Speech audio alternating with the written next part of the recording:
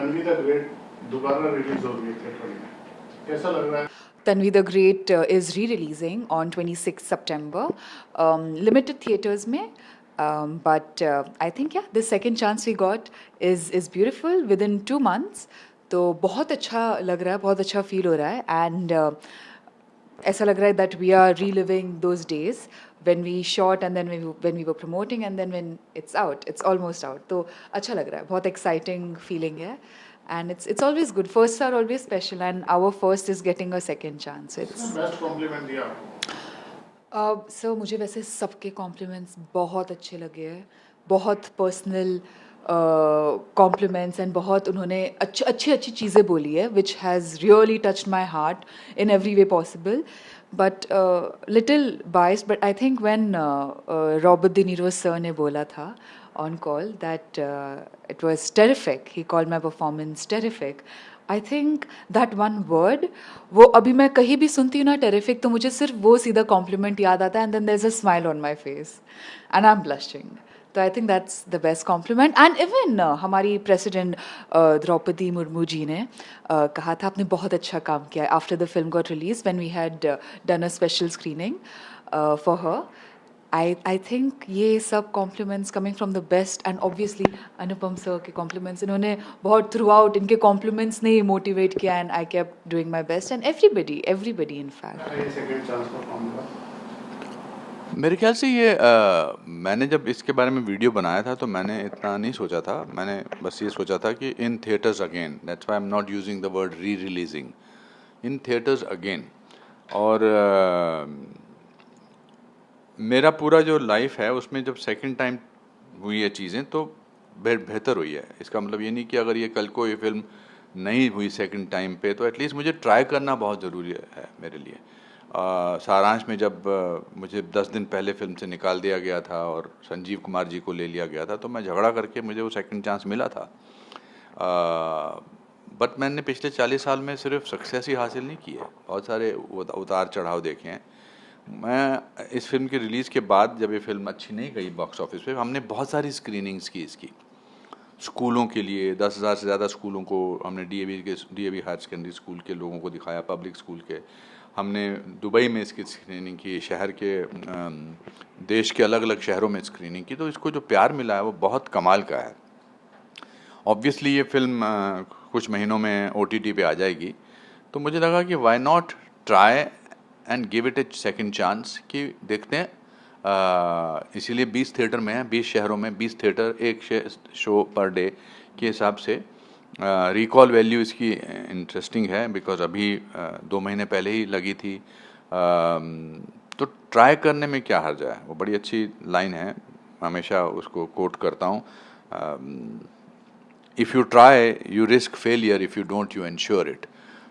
तो कुछ पता नहीं कि इसका क्या क्या निकल जाए। क्या कौन सी सेटिस्फेक्शन मिलती है कि वापस लोग जाके इसको थिएटर पे देखें? एज ए डायरेक्टर हूँ मैं थोड़ा ज़िद्दी आदमी हूँ। मैं वो नहीं करना चाहता जो सब लोग करते हैं, जो मीडियोक्रिटी से मान लेते हैं। ये जब फिल्म OTT पे आएगी बहुत इसका और फैलेगा, इसका फैलाव होगा, इसका लोगों तक पहुंचेगी घरों में।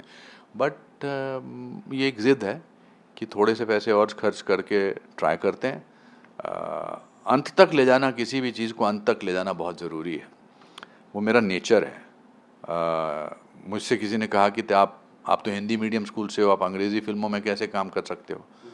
मैंने हिंदुस्तान का एक्टर होके सबसे ज़्यादा इंग्लिश फिल्मों में और सीरीज़ में काम किया है। मुझे किसी ने कहा कि मैंने सिवाय गुजराती लैंग्वेज को छोड़कर हर रीजनल लैंग्वेज में काम किया है।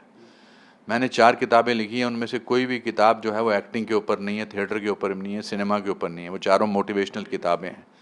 तो मैं हमेशा वो करता आया हूँ जो बाकी लोग नहीं करते। तो इसीलिए मैंने सोचा एक चीज़ और करूँ और ये ज़िद मेरी 100 साल तक चलेगी।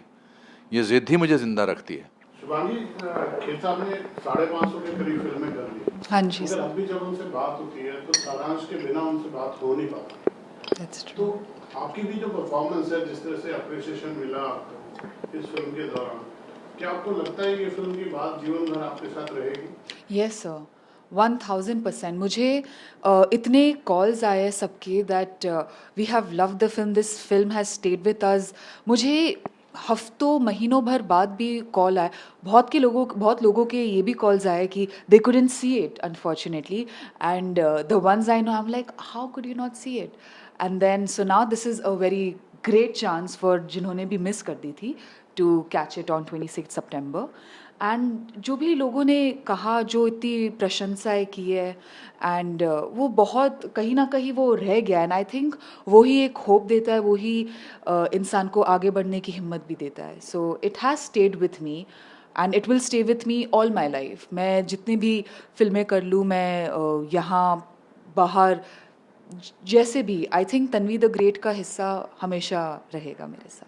तो आप दोनों ये हमने भी रिसेंटली, मैं आपके इंटरव्यू के दौरान मोबाइल, आपको लगा होगा मोबाइल में देख रहे हैं, कल्पना अय्यर जी हमारी फिल्म इंडस्ट्री की बड़ी एक अच्छी कलाकारा थी. अब वो रिटायर होकर दुबई में रहने लगी.